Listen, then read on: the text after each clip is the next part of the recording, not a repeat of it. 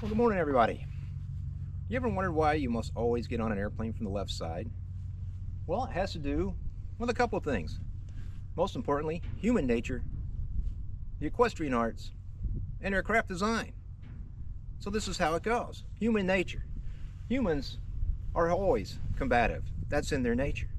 And the early humans used to beat each other with rocks and sticks until a very smart person decided, I'll make metal out of the rocks. And of course, humans being humans, they decided, well, let's make a weapon out of that. And they did. They made swords. This is my Marine Corps sword. They didn't give it to me. I earned it, but I had to pay for it. Anyway, moving on. Swords allowed humans to attack each other with great style and more efficiency. And since almost all humans are right-handed, sorry lefties, it's just a fact, you're different. People would wear their swords on their left hip because it's very difficult to draw a sword from the same side as your fighting arm. So they did wear it on their left hip, and battle became very efficient. Except they were walking everywhere, and they got tired of that. Walking around in armor and carrying swords can be very tiring. So another very bright and brave human decided, why don't we get on one of these big fuzzy things? A horse. Of course, this one's not to scale.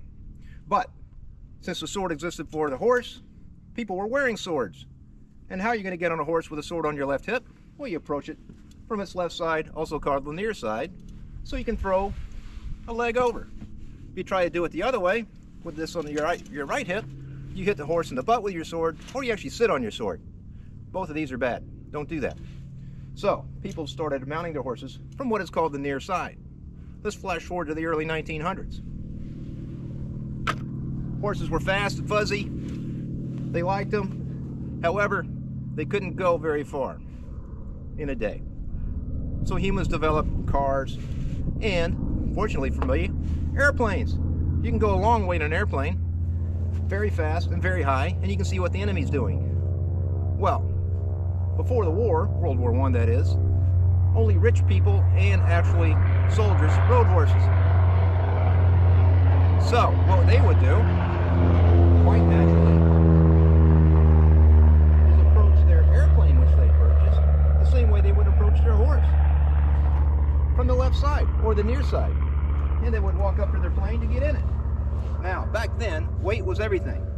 So biplanes back then were covered in fabric just like mine. And if you put your big riding boot through that, it's going to go right through the wing.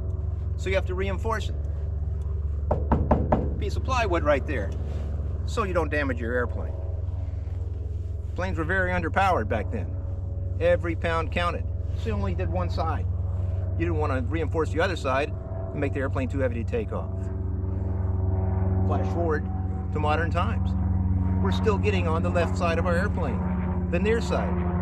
And it's just because of the tradition of soldiers mounting their horses. So that's it in a nutshell.